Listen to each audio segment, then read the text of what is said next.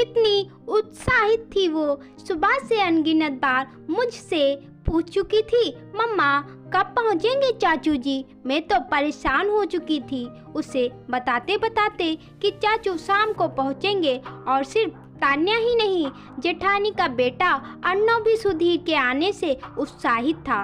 घर के दोनों बच्चे सुधीर का बेसब्री से इंतजार कर रहे थे, या यूं कहें बालमन को अपने चाचू चाची से कुछ गिफ्ट पाने की ललक और उत्साह ज़्यादा था, क्योंकि सुधीर और विभा बहुत दिनों बाद इस होली पर घर आ रहे थे। सुधीर और विभा जब भी आते थे बच्चों के लिए कुछ न कुछ खिलौने और गिफ्ट लाते थे। मेरी बेटी तान्या और जेठानी के बेटे अर्णव में 4 बरस का अंतर था। अर्णव 9 साल का और मेरी बेटी तान्या 5 साल की थी, लेकिन फिर भी जब घर में कोई खिलौना या कुछ आता तो दोनों बच्चों के लिए एक समान आता।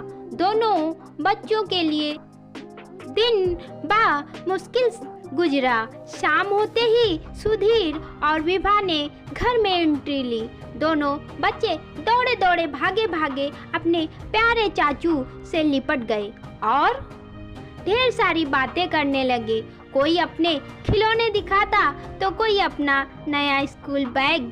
दोनों बच्चों से बातें करते हुए सुधीर को कुछ ध्यान आया और बोला, अरे मैं अर्णव के लिए एक खिलौना लाया हूँ, मैं अभी गाड़ी से निकाल के लाता हूँ। और सुधीर जब बाहर जाने लगे तो दोनों बच्चे उनके पीछे हो लिए, चहकते हुए कि अभी उन्हें और खिलौने मिलेंगे। सुधीर ने गाड़ी खोला और एक फुटबॉल निकाला और अर्णव को दे दिया। अर्णव फुटबॉल देखकर खुश हो गया और चहकते हुए फुटबॉल उछालने लगा, लेकिन तान्या के चेहरे उदासी तैर गई थी। वो मासूमियत से पूछी, चाचू मेरे लिए? सुधीर बोला, आपके लिए कुछ नहीं मिला बेटा, मैं सुबह आपके लिए यहीं से कुछ ले आऊंगा। आपके लिए तो मैं प्यारी सी डॉल लाऊंगा, लेकिन चाचू मुझे भी फुटबॉल ही चाहिए अर्णव भाई की तरह। इस बार तान्या का स्वर रुमासा था। वो ललचाई आंखों से अर्णव को फुटबॉल खेलते हुए देख रही थी। तभी उसका उतरा हुआ चेहरा देख मुझे भी बहुत दुख हुआ। फुटबॉल आप क्या करोगी बेटू, वो तो लड़के खेलते हैं, मैं आपके लिए बड़ी सी डॉल लाऊंगा। सुधीर ने तान्या को गोद में लेते हुए कहा। तान्या ने धीमे से उदास लहजे में बेमन से हम कहकर अपनी सहमति दे दी, लेकिन इस बार मुझे उसका समझौता करना अच्छा नहीं लगा और मैं बोल पड़ी, बेटा चाचू नहीं लाए तो क्या बेटा, मैं कल पापा से आपके लिए फुटबॉल मंगवा दूंगी, ओके? हाँ मम्मा मंगवा देना। तान्या थोड़ी खुश हुई। क्या भाभी आप बच्ची के मन में भेदभाव की भावना डाल रही हैं? आप उसके मन में चाचू के खिलाफ जहर घोल रही हैं कि चाचू उसके लिए खिलौने नहीं लाए? देवर जी थोड़ा रुआब से बोले, भेदभाव मैं नहीं आप कर रहे हैं देवर जी।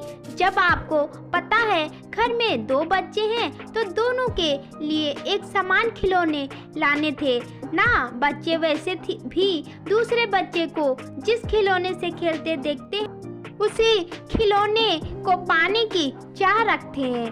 आप बातें बढ़ा रही हैं भाभी। तान्या ने तो मान गई थी, ऐसे रहा तो आप उसे जिद्दी बना देंगी, देवर जी ने कहा। हाँ मैं अपनी बेटी को जिद्दी बनाना चाहती हूँ। मैं नहीं चाहती हूँ कि मेरी बेटी समझौता करे। सिर्फ बेटियों को ही बचपन से समझौता करना क्यों सिखाया जाता है? और आपने क्या कहा, लड़कियाँ फुटबॉल नहीं खेलती? आपसे ये उम्मीद ना थी। इतने पढ़े लिखे होकर भी ऐसी विचारधारा रखते हैं आप। लड़कियाँ क्या नहीं करती हैं? अब दुनिया बराबरी वाली है देवर जी। लड़के लड़की दोनों की परवरिश एक समान होती है। अब मैं बोल ही रही थी कि देवर जी उठकर बाहर चले गए और कुछ वक्त बीत गया। वो नहीं आए तो सासू माँ मुझे कोसने लगी।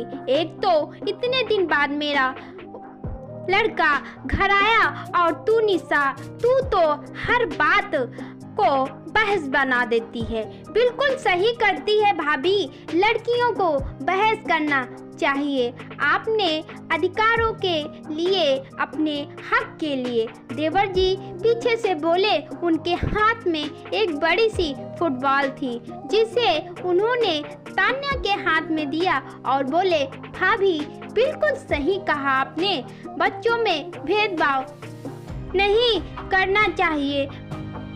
मैं मुस्कुरा दी।